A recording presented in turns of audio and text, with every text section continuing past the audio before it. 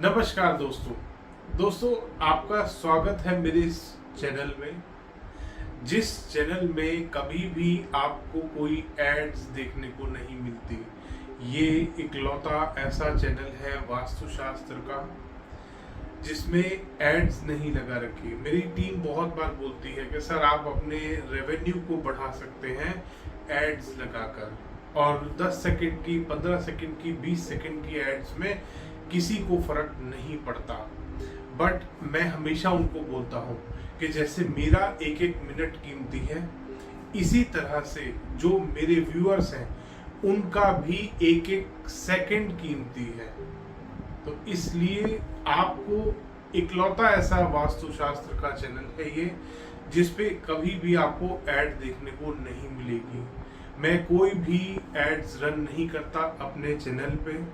दूसरी सूचना कि मेरे जो कोर्सेज मैंने बंद कर रखे थे काफ़ी समय से, वो दोबारा स्टार्ट कर दिए हैं मैंने। ईमेल के माध्यम से ये कोर्सेज हो रहे हैं, ऑनलाइन जूम के थ्रू ये कोर्सेज हो रहे हैं। अगर आप भी ज्वाइन करना चाहते हैं, ज्वाइन करने में इंटरेस्टेड हैं, सीखना चाहते हैं रियल वास्तु कि सही वास्तु होता कैसे है, अगर आप भी लॉजिकल, साइंटिफिक और ऑथेंटिक वास्तु सीखना चाहते हैं तो नीचे डिस्क्रिप्शन बॉक्स में लिंक दिया गया है। कोर्सेज को ज्वाइन करने के लिए आप उनको ज्वाइन कर सकते हैं। हमारे कोर्सेज को अपना कॉन्टेक्ट डिटेल शेयर कर सकते हैं हमारे साथ कॉन्टेक्ट का फॉर्म में, ताकि हम आपको कॉन्टेक्ट कर लें जल्दी से जल्दी। धन्यवाद दोस्तों। नमस्कार दोस्तों अभी थोड़े दिन पहले मेरे पास सदर्न हेमिस्फीयर की एक बड़ी यूनिक ड्राइंग आई थी। वहां पर जो क्लाइंट है मेरे, उन्होंने कोई वास्तु कंसल्टेंट से दिखाकर वो प्रॉपर्टी परचेज करी। अब आप ध्यान से सुनिएगा, ये कहानी बहुत ही ज्यादा इंटरेस्टिंग है और आई ओपनिंग ये स्टोरी है। तो कंसल्टेंट से दिखा के उन्होंने जमीन परचेज करी। सदर्न हेमिस्फीयर के हिसाब से नॉर्थ ईस्ट फेसिंग जमीन उस कंसल्टेंट ने उनको दिलवाई, और उनके पास बिल्डर ने अलाउ कर दिया, क्योंकि बहुत अच्छा कोई बिल्डर था, उसने अलाउ कर दिया कि मैं आपके हिसाब से एक्सटीरियर में तो मैं चेंजेस नहीं कर सकता, इंटीरियर में मैं आपको अलाउ कर रहा हूं, आप चेंजेस कर लीजिए। तो उस कंसल्टेंट से उन्होंने ड्राइंग बनवाई, और दोस्तों नॉर्दर्न हेमिस्फीयर के हिसाब से काफी अच्छी ड्राइंग उन्होंने बनाई कंसल्टेंट ने। सबसे बड़ी गलती यही करी कि उन्होंने नॉर्दर्न हेमिस्फीयर का वास्तु सदर्न हेमिस्फीयर में कर दिया। वो जो क्लाइंट है मेरे, जिन्होंने ड्राइंग भेजी, तो जब उनका मकान बन गया, उन्होंने रहना शुरू कर दिया, उसके बाद जब समस्याएं शुरू हुई, बहुत अच्छा नॉर्दर्न हेमिस्फीयर के हिसाब से अगर मैं मैप देखूं तो लगभग 80 to 90% वो वास्तु से बना हुआ था, और सदर्न हेमिस्फीयर के हिसाब से अगर मैं उस नक्शे को देखूं, उस मैप को देखूं, तो वो 15% भी वास्तु के हिसाब से नहीं था। वो इतना ज्यादा बिगड़ा हुआ नक्शा था क्योंकि उस कंसल्टेंट ने नॉर्दर्न हेमिस्फीयर का वास्तु ऑस्ट्रेलिया में अप्लाई कर दिया था, और एक के बाद एक मुसीबत आई जा रही थी। जिस दिन से वो उस घर को, पहले कंस्ट्रक्शन में उनके प्रॉब्लम आई, बिल्डर को प्रॉब्लम आई, बहुत रेप्यूटेड बिल्डर है वो ऑस्ट्रेलिया के जिनके पास वो प्रोजेक्ट था, और पहले बिल्डर को प्रॉब्लम आई उस प्रोजेक्ट को कंप्लीट करने में। उसके बाद बिल्डर की भी प्रॉब्लम, चलो जैसे तैसे उसने अपना, क्योंकि एक बहुत बड़ा नाम है उनका, तो उसने वो प्रोजेक्ट कंप्लीट कर दिया। उसके बाद जब उन्होंने रहना शुरू किया, हस्बैंड वाइफ और उनके बेटे ने, उनको एक के बाद एक समस्याएं आई। डिप्रेशन आ गया हस्बैंड को, हस्बैंड की जो हस्बैंड और वाइफ दोनों जॉब करते थे, काफी प्रॉब्लम्स आने लगी उनको जॉब्स में, बहुत ज्यादा ऑफिस में पॉलिटिक्स शुरू हो गई, वाइफ को तबीयत खराब रहने लगी, उनको काफी सीरियस इश्यूज रहने लगे हेल्थ के। इस तरीके की समस्याएं वो फेस कर रहे थे, और डे बाय डे उनके फाइनेंसेस और खराब होते जा रहे थे, बीमारियों में बहुत ज्यादा पैसा खर्च हो रहा था।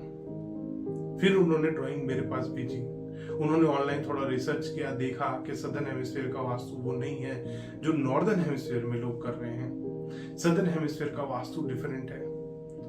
तब उन्होंने मेरे पास ड्राइंग भेजी और फिर मैंने उनको बताया कि आपने ये जो कर दिया है ये बहुत ही बड़ा ब्लंडर किया है। ये नॉर्दर्न हेमिस्फीयर का वास्तु किसी वास्तु कंसल्टेंट ने आपके घर में अप्लाई कर दिया है सदर्न हेमिस्फीयर में, जो कि टोटली गलत कर दिया है उसने।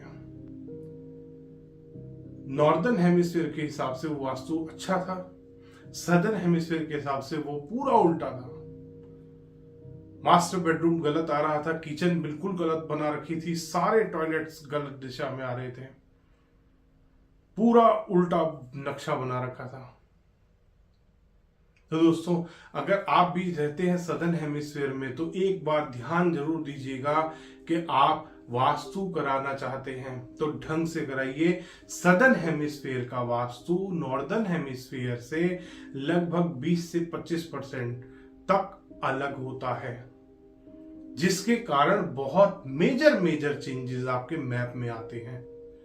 और बहुत सारे जो मैप भी हम बनाते हैं, जो हम हाउस कंस्ट्रक्ट करते हैं इंडिया में, सदर्न हेमिस्फीयर में, ऑस्ट्रेलिया में, उनमें भी डिफरेंस है। इंडिया में आमतौर पे घर के आगे खुला एरिया ज्यादा मिलता है हमारे को, यही सदर्न हेमिस्फीयर में, ऑस्ट्रेलिया में या किसी भी इंडिया के बाहर बहुत सारे कंट्रीज में, यूनाइटेड स्टेट्स में, कनाडा में हम विजिट करते हैं।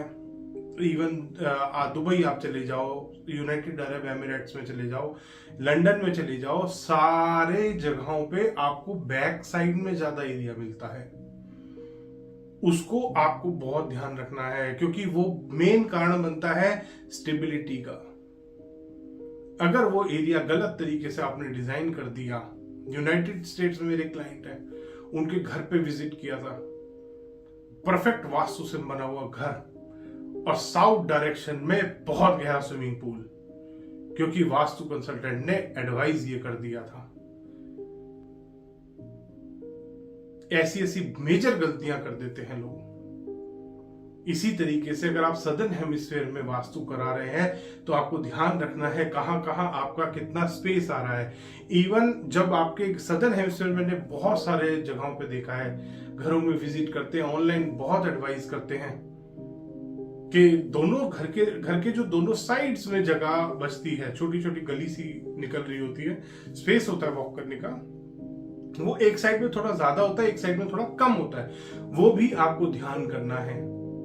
वहां पे कोई आगे दीवार का सिस्टम नहीं है कि बाउंड्री वॉल का सिस्टम नहीं, आगे ओपन रहता है, उसको भी आपको प्रॉपरली देखना है। इवन लॉट की शेप से आप स्टार्ट करते हैं वास्तु करना।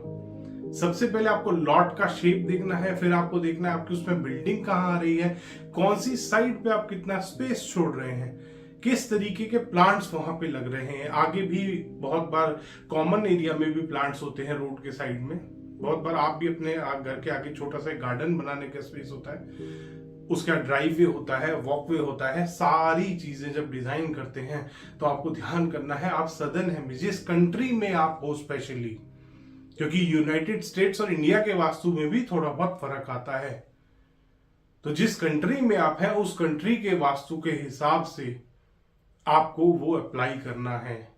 अदरवाइज आप कितना भी वास्तु करा लीजिए, आपको बहुत कम रिजल्ट मिलने वाले हैं। धन्यवाद दोस्तों, वीडियो पसंद आया तो इसको लाइक करें, शेयर करें और चैनल को सब्सक्राइब करना ना भूलें।